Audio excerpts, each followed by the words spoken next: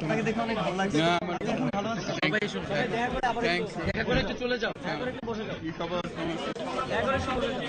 চট্টগ্রাম বিশ্ববিদ্যালয় আমরা sir officially আপনাকে একটু স্বাগত জানাই। এদিক দিয়ে শুনুন।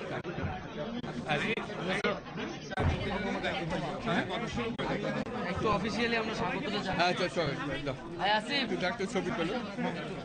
হ্যাঁ স্যার ছবি স্যারকে ফ্লাওয়ারটা থ্যাংক ইউ। আসো আসো সবাই আসো আসো আসো আসো আসো সবাই আসো।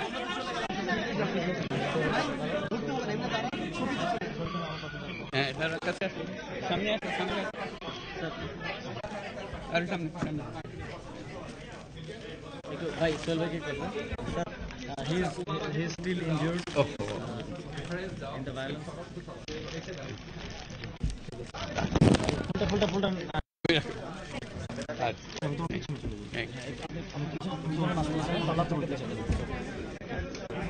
আসসালামু আলাইকুম। আজকে আমাদের গৌরবের দিন।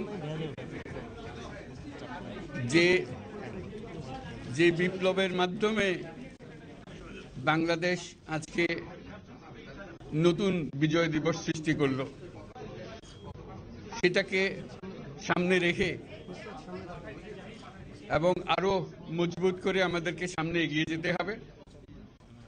যারা এটা সম্ভব করেছে, যে তরুণ সমাজ,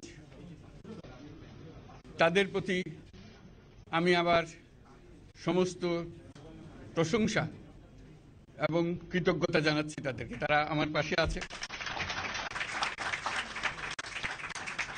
এরা এই দেশকে রক্ষা করেছে, এ দেশকে নতুনভাবে পুনর্জন্ম দিয়েছে এবং এই পুনর্জন্মে যে বাংলাদেশ পেলাম, সে বাংলাদেশ যেন অত্যন্ত দ্রুত গতিতে এগিয়ে চলতে পারে, সেটাই হলো আমাদের শপথ। সেটা আমরা রক্ষা করতে চাই, এগিয়ে যেতে চাই।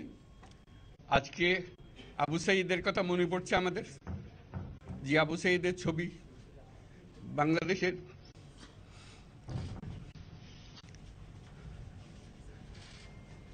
প্রতিটি মানুষের মনে গেঁথে আছে। এটা কেউ ভুলতে পারবে না। কি অবিশ্বাস্য একটা সাহসী যুবক,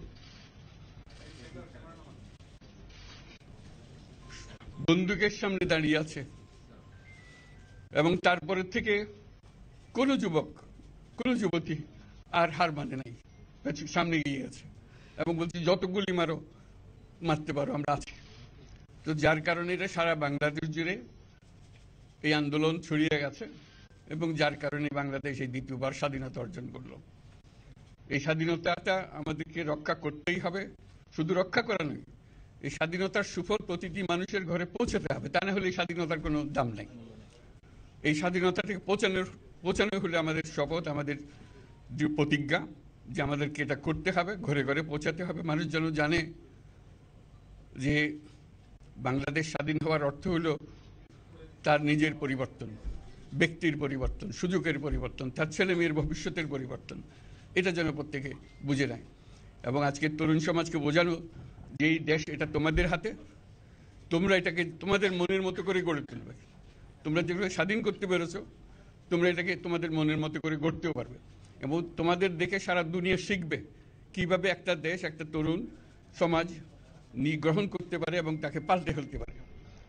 তাদেরকে আমি বারে বারে এমনি উপদেশ দিই যে পুরনোদের বাদ দাও, তাদের এই পুরনো চিন্তা দিয়ে এটার মুক্তি আমাদের হবে না। করি সারা দুনিয়ার মধ্যে এটা হবে না। এটা শুধু বাংলাদেশের কথা না, সারা দুনিয়াকে জুড়ে কথা বলছি। তোমাদের মধ্যে যে শক্তি আছে, যে ক্রিয়েটিভিটি আছে, সৃজনশীলতা আছে, সেই সৃজনশীলতাকেও কাজে লাগাতে হবে। এটা শুধু বই খাতাতে লেখার জিনিস না, এটাকে প্রকাশ করার জিনিস, স্থাপন করার জিনিস। এটা করা, এটা আমরা এই আজকে আমাদের পুরো কাজটা হলো, দায়িত্বটা হলো তারা যেটা অর্জন করে নিয়ে এসছে, এখন তাদেরকে দিয়ে এটাকে করিয়ে দেওয়া, আমাদের সমস্ত কাঠামোগুলো পরিষ্কার করে দেওয়া। সরকার বলে একটা জিনিস আছে, কিন্তু মানুষের কোনো আস্থা নেই। মানুষ মনে করে সরকার একটা দমন পীড়নের একটা যন্ত্র। যেখানে সুযোগ পায় তার একটা কষ্ট দেওয়া, তার থেকে নিংড়ে দেওয়া, যে সকল স্তরে। এটা হলো তার থেকে কেমন ভাবে সামাল দিতে হবে, তাকে একটা ভয়ের একটা জিনিস, তাকে সামাল দিয়ে চলা। এটা হলো সরকার। এটা সরকার হতে পারে না। সরকারকে দেখে মানুষের বুক ফুলে উঠবে যে আমাকে সাহায্য করবে, আমাকে রক্ষা করবে, আমার সরকার আমার জন্য দাঁড়াবে। সরকার তার জন্য দাঁড়ায় না কোনো সময়। যে সরকার হবে সেই সরকার মানুষকে রক্ষা করবে, মানুষের আস্থাভাজন হবে। কেউ জোর করে তাকে বলার ভালো আছে এটা না। সে নিজে নিজে বিশ্বাস করবে, সরকারি লোক দেখলে বলছে আমার লোক, আমাকে রক্ষা করার লোক। সেই আস্থাটা আমাদেরকে ফিরিয়ে আনতে হবে মানুষের মনে। তাহলে মানুষও যোগ দেবে এটাতে। মানুষ এখন পিছিয়ে থাকে যে কিসের মধ্যে আমাদেরকে ঢুকিয়ে দিচ্ছে। আমরা যেন জানতে পারি যে এইটা আমরা সবাই মিলে আমরা অগ্রসর হতে পারি। একটা বড়, সারা বাংলাদেশ একটা বড় পরিবার। এই পরিবার আমরা একসঙ্গে চলতে চাই এবং আমাদের মধ্যে দ্বিধা দ্বন্দ্ব যা কিছু থেকে সরিয়ে ফেলতে চাই। যারা বিপথে গেছে তাদেরকে পথে আনতে চাই, যাতে করে একসঙ্গে আমরা কাজ করতে পারি।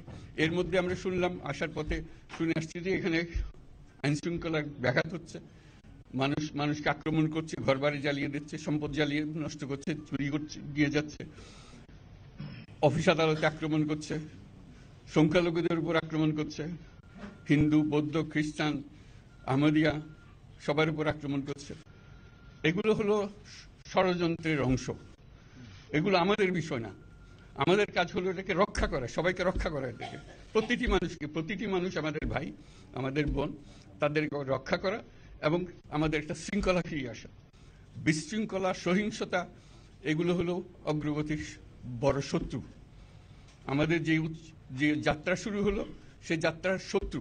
কাজে এই শত্রুকে যাতে রোধ করা যায়, তাদেরকে বুঝিয়ে শুনিয়ে হোক, তাদেরকে আইন শৃঙ্খলার হাতে দিয়ে হোক, এটা বুঝাতে হবে। তাকে মেরে পেটে এটা ঠিক না। আইন শৃঙ্খলা নিজের হাতে ঠিক না। তাকে আমাদের আইন শৃঙ্খলা বাহিনী এমন হতে হবে, তাদের হাতে সুপর্দ করলে আমরা নিশ্চিন্ত থাকবে তার একটা বিহিত হবে। এমনগুলো আমরা হাতে দিয়ে দিলাম, 2 টাকা দিয়ে আবার ছেড়ে দিল, এটা যেন আবার না হয়।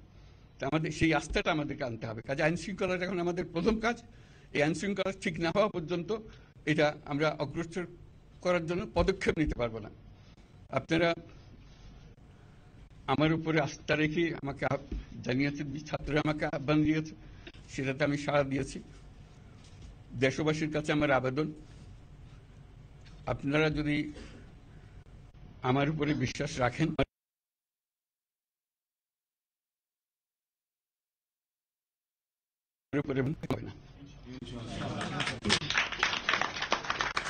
এটা আমাদের প্রথম দায়িত্ব। এটা যদি আমি করতে না পারি, এটা আমার কথা যদি না শোনেন আপনারা, তাহলে আমার প্রয়োজন এখানে নাই। আমাকে বিদায় দেন, আমি আমার কাজে থাকি, সেখানে আমি ব্যস্ত থাকি। যদি আমাকে প্রয়োজন মনে করেন, তাহলে আমাকে প্রয়োজন মনে করলে আপনাদেরকে দেখাতে হবে যে আমার কথা আপনারা শোনেন।